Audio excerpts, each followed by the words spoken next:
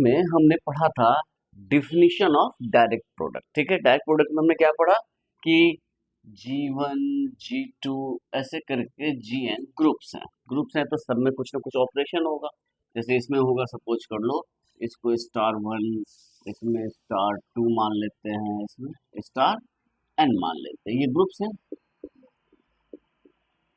अब हम कह रहे हैं कि इन ग्रुप्स के हेल्प से हम नया ग्रुप बनाना चाहते हैं। तो ग्रुप के लिए क्या चाहिए? दो चीजें चाहिए, सेट और ऑपरेशन। बाइनरी ऑपरेशन सेट चाहिए तो हमने सेट बनाया जी को G1 cross G2 cross dot dot cross Gn। ये कार्टेशियन प्रोडक्ट ऑफ सेट्स, यानी कि इसके एलिमेंट्स कैसे होंगे? इसके एलिमेंट्स होंगे n tuple x1 x2 dot dot xn such that xi belongs to gi। i कहां से बिलोंग कर रहा है? 1 2 अप टू n।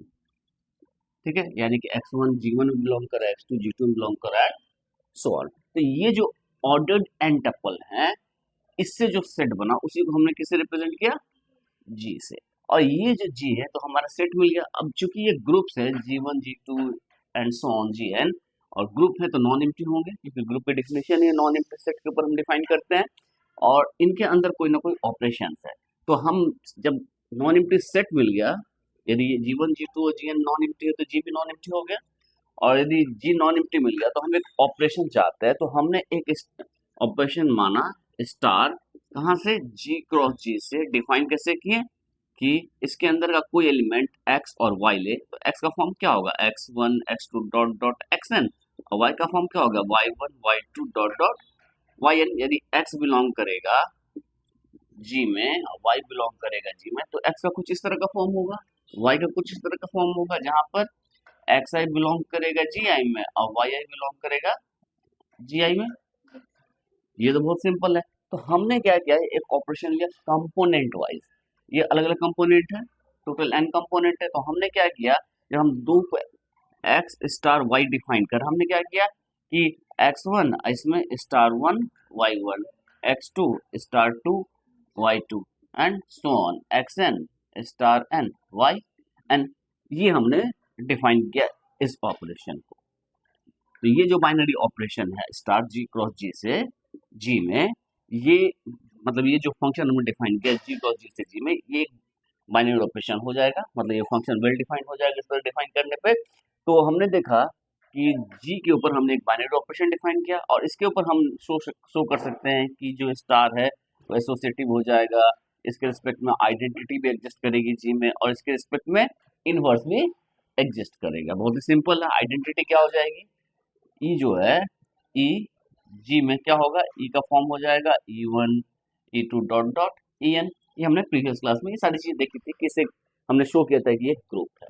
ठीक है, और यदि ग्रुप फॉर्म कर दे, जी स्टार ग्रुप फॉर्म करेगा, और इस ग्रुप का हमने स्पेसिफिक नाम दिया। इसका नाम दिया G is external direct product of the groups G1 G2 dot dot dot Gn, और इसको सिंबॉलिकली हम लिखते हैं G is equal to G1 G2। ये सिंबल है, ठीक है, सिर्फ सिंबल, इसका कुछ खास मीनिंग नहीं है। सिर्फ G1 प्लस G2 मतलब external direct product of G1 and G2। यदि 3 है तो G3, 4 है तो G4, ठीक है, n है तो Gn। तो इसका सिंबल हुआ है, इसको बोलेंगे G is external direct product of G1 से Gn। यदि 3 ग्रुप का एक्सटर्नल डायरेक्ट प्रोडक्ट तो G को क्या लिखेंगे? G1 plus G2 plus G3।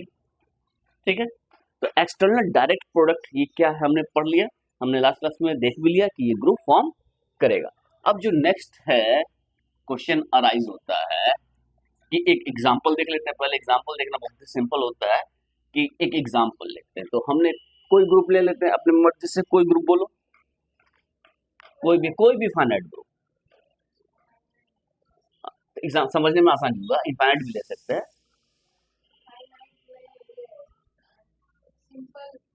कोई भी ग्रुप जैसा मन करे। इसमें तो कोई कंडीशन ही लिखा है कि G1 कुछ भी ले सकते हैं, G2 कुछ भी ले सकते हैं। हम दो ग्रुप ले, उसका हम डायरेक्ट प्रोडक्ट लेते हैं। बताओ दो ग्रुप क्या? सिंपल, क्या लिखे बोलो? GLNR, ठीक है, और ग्रुप बोलो। नहीं तो कुछ भी ले सकते हैं, ग्रुप से कोई लेना देना नहीं, ग्रुप कोई भी एकदम दूसरे दूसरे फील्ड का। U10, U10 और Z15, Z15, ठीक है। तो इसमें ऑपरेशन क्या है? आ, इसमें ऑपरेशन है मल्टीप्लिकेशन ऑफ मैट्रिसेस, और ये नॉन जीरो रियल नंबर्स का है, non zero non singular matrices का ग्रुप है। ये जो ग्रुप है GL किस तरह के मैट्रिसेस का है? n cross n matrices with real entries such that mod of, यदि A बिलोंग कर रहा है AIJ, मतलब AIJ n क्रॉस n, और AIJ belongs to R such that mod of AIJ, मतलब determinant of is not equal to 0, यानी non singular matrices का group है GLNR, ठीक है। तो अब हम एक G बना रहे हैं, इसको G1 मान लें, इसको G2 मान लें, इसको G3 माने, तो G1 प्लस G2 अब प्लस G3, इसका फॉर्म क्या होगा? इसका फॉर्म होगा G1 यानी कि GLNR plus U10 plus Z15, ये एक नया ग्रुप बनाया हमने। इसके एलिमेंट्स का फॉर्म क्या होगा? इसमें एलिमेंट्स का फॉर्म होगा यदि X बिलोंग करेगा G में, implies X is equal to, यहाँ क्या होगा? X1, X2, X3, where X1 belongs to GLNR, X2 belongs to U10 और X3 बिलोंग्स टू Z15। अब दो एलिमेंट मान लें, कि Y मान लेते हैं, Y1, Y2, Y3, तो यहाँ पर भी Y1 बिलोंग करेगा इसमें GLNR में, Y2 U10 में, और Y3 Z15 में। अब हम लेना चाहते हैं X Y, ये जो ऑपरेट कर रहे हैं उसका फॉर्म क्या होगा? इसका फॉर्म क्या होगा? ये होगा X1 Y1, X2 Y2 and ये होगा X3 Y3। यहाँ तक कोई इशू? अब कोई दो एलिमेंट ले लेते हैं, तो X ले लेते हैं, क्या होगा? X क्या ले बताओ? ये n क्रॉस n है, n को कुछ और मान लेते हैं, n तो वो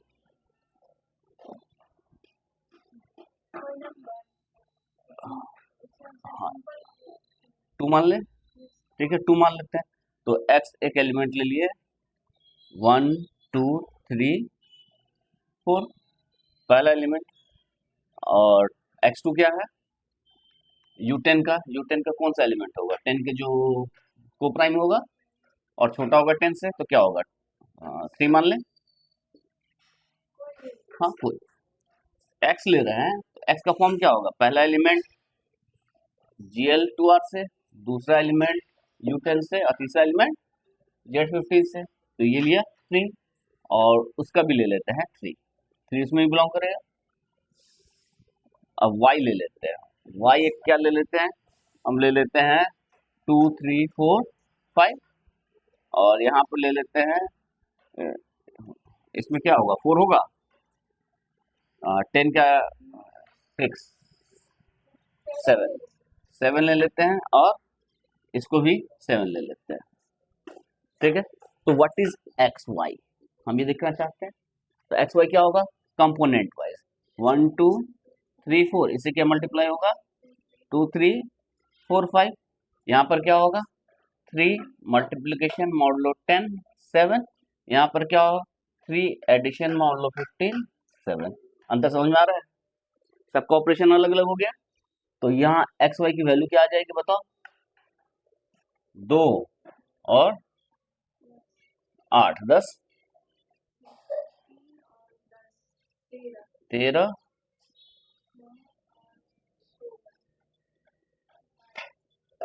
और 9, ये, और ये क्या होगा? 7 या 21 8, ये क्या होगा? तो कैसे हम दो एलिमेंट को ऑपरेट करें, साफ साफ नजर आ रहा है, ठीक है। तो मेरे ख्याल से एक्सटर्नल डायरेक्ट प्रोडक्ट क्या है वो समझ में आ रहा है। इसका आइडेंटिटी एलिमेंट क्या होगा इस ग्रुप का? इस ग्रुप का आइडेंटिटी एलिमेंट होगा, इसका आइडेंटिटी क्या होगा? 1001, और इसका आइडेंटिटी 1, और इसका आइडेंटिटी 0। तो ये होगा। अब इसको हम किसी के साथ करेंगे तो वही सेम आएगा। तो हम सारी चीजें हम देख चुके हैं, प्रूफ भी देख चुके हैं। तो एक्सटर्नल डायरेक्ट प्रोडक्ट क्या होता है ये हमने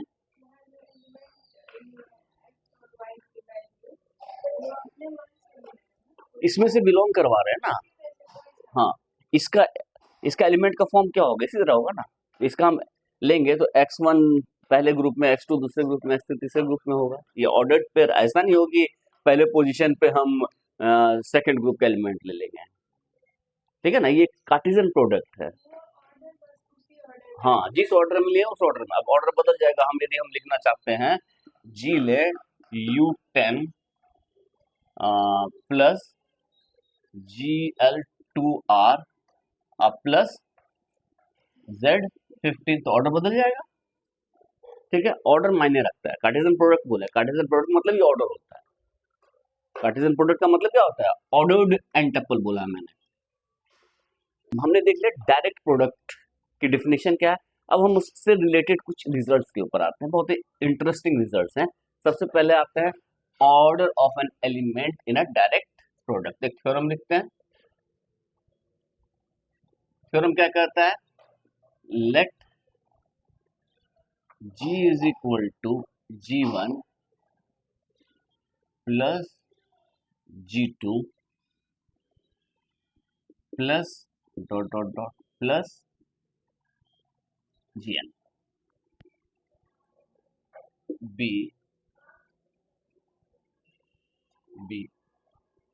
let G be the direct product, B the external direct product of groups G1 G2 dot dot Gn। हमने G को माना कि ये एक एक्सटर्नल डायरेक्ट प्रोडक्ट है groups G1 G2 dot dot Gn का। Then for any G belongs to G, we have G is equal to G1 G2 dot dot Gn, where Gi belongs to Gi for I belongs to 1 2 dot dot n। ऐसा होगा।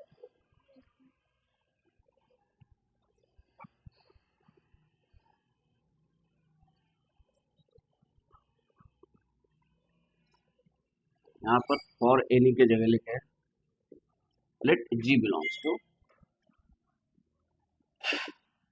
then G is equal to कितना, ठीक है। अब लिखते हैं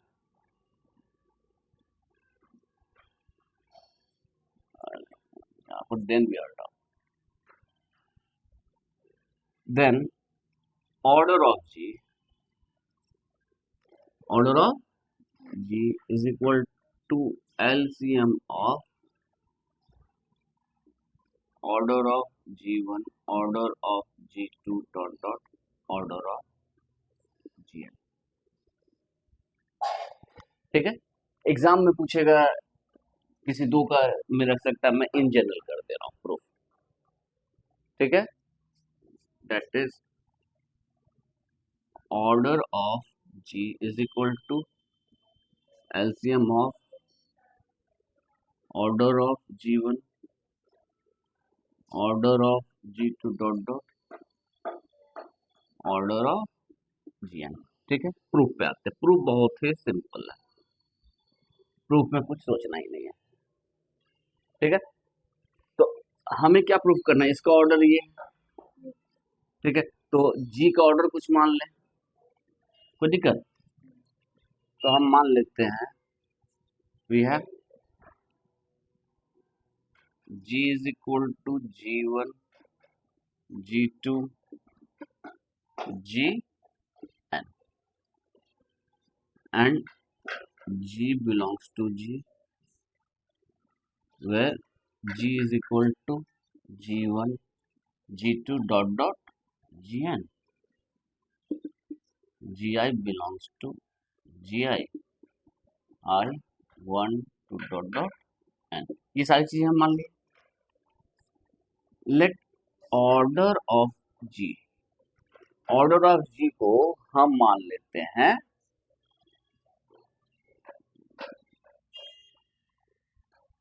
T.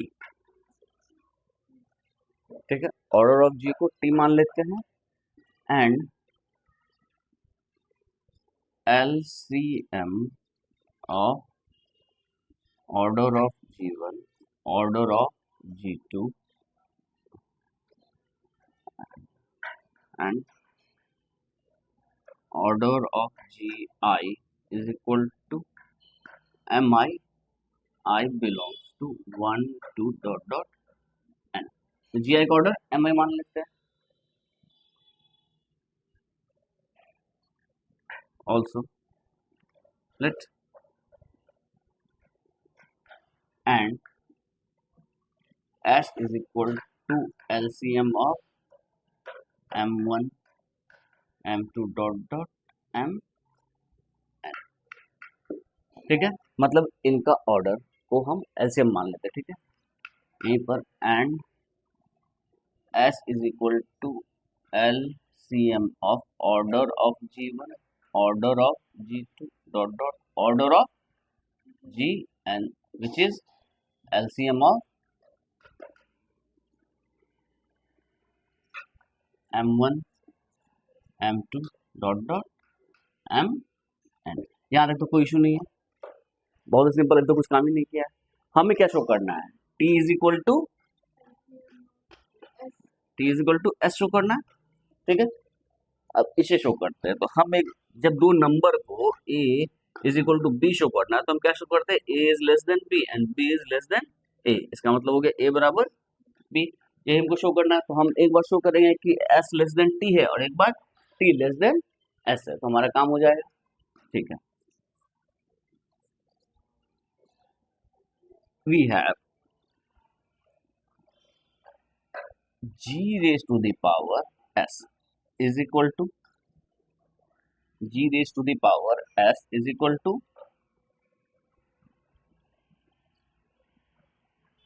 G1 G2 dot dot G and raised to the power S. और ये क्या हो जाएगा, G1 raised to the power S, G2 raised to the power S dot dot Gn raised to the power S. हाँ या नहीं, हम दो एलिमेंट है A1 B1, इसको फिर A1 B1 से कर रहे हैं, तो कंपोनेंट वाइज यानी A1 A1 comma B1 B1, यानी कि A1 square comma B1 square, यानी A1 B1 का स्क्वायर क्या होगा, A1 स्क्वायर B1 स्क्वायर. तो यदि पावर कुछ भी रखें तो यही होगा, इसमें तो कोई इशू नहीं है. तो इसका पावर में हर एक में चला जाएगा पावर, और ये वैल्यू हो जाएगी. S को क्या माना है, LCM. S is equal to LCM. So there exist. अब एलसीएम का मतलब क्या होता है, least common, least common multiple. Least common multiple यानी ए बी का एलसीएम यदि हम S मानते हैं, ठीक है, तो A और S के बीच में क्या रिलेशन है कि एलसीएम है A और S का, मतलब A और B का एलसीएम है S. मतलब A में कुछ मल्टीप्लाई करेंगे तब S पहुंचेगा और B में कुछ मल्टीप्लाई करेंगे तब S पहुंचेगा. मतलब A भी डिवाइड कर रहा है S को, B भी डिवाइड कर रहा है S को. ठीक है, implies Mi divides S, multiple है, इसका मतलब Mi divides S for all I belongs to 1 2 dot dot n. हाँ या नहीं, ठीक है. और इसको लिख सकते हैं सो दिस, यहाँ पर एक लाइन और ऐड कर देते हैं, दिस इम्प्लाइज, वैसे हम इसको बाद में भी लिख देंगे तो कोई नहीं, इसको हम बाद में लिखते हैं, यहाँ पर ही लिख लेंगे, ठीक है। अब यहाँ पर लिखते हैं, since S is equal to LCM of M1 M2 dot dot M and implies MI divides S for all I belongs to 1 to dot dot N, implies there exists QI belong QI. This implies S is equal to MI QI, remainder 0 होगा, तो S is equal to MI QI, या हम direct भी लिख सकते थे, multiple है इसलिए, तो S is a multiple of MI, list common multiple है, तो हम इसको डायरेक्ट ही लिख देते हैं, ये एक लाइन क्यों लिखे है ना, ये एक लाइन नहीं लिख के, this implies MI is equal to S is equal to MI QI for some integer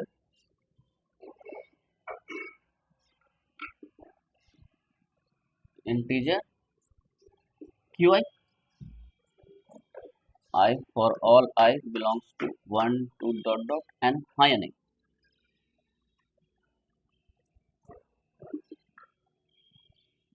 Therefore 1 implies G raised to the power S is equal to G1 raised to the power M1 Q1, G2 M2 Q2 and G raised to the power N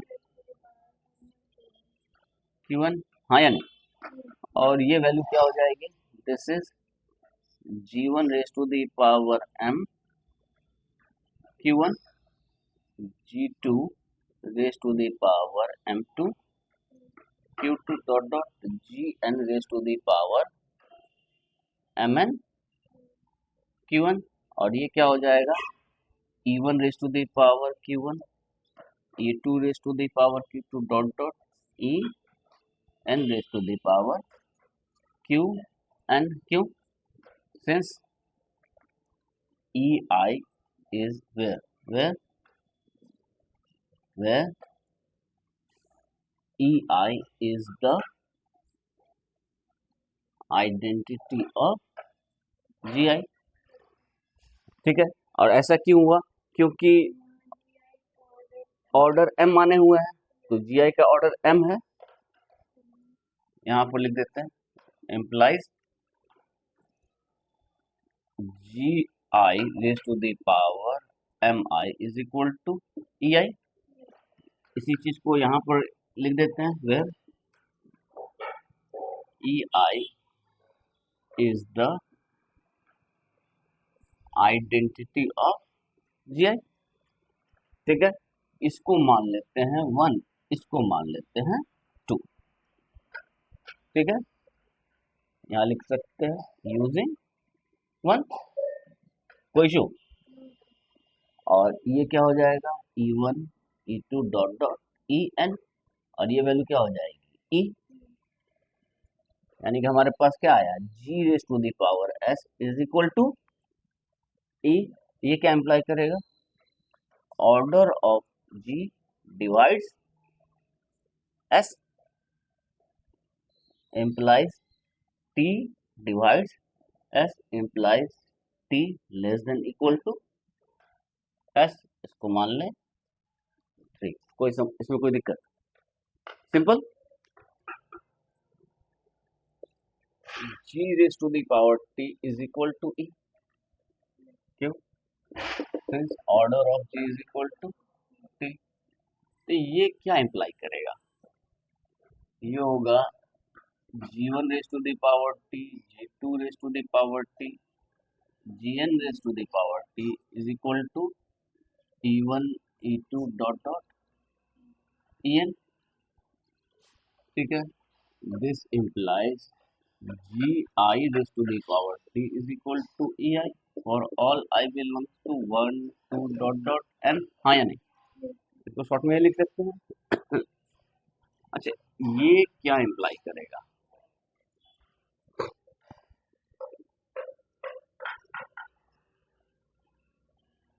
Order of Gi divides T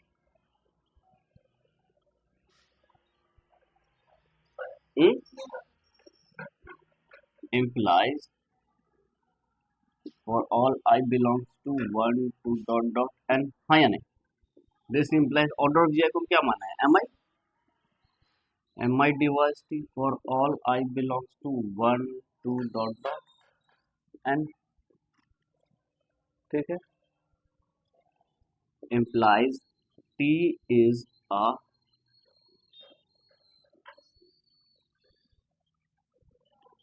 multiple of m1 m2 dot dot mn हाँ या नहीं? क्योंकि T सबसे divide हो रहा है, m1 से भी, m2 से भी, m3 से भी, सो ऑन, तो T तो मल्टीपल हुआ ना, m1 m2 m3 का कोई तो कोई मल्टीपल होगा। This implies S is less than T. क्यों? Since S is the least multiple of m1 m2 dot dot हाँ या नहीं? जब लीस्ट मल्टीपल है तो T मल्टीपल है तो S लीस्ट मल्टीपल है तो S को T से छोटा होना पड़ेगा। इसको क्या मान लेते हैं? 4 from third and fourth we have, आसान है।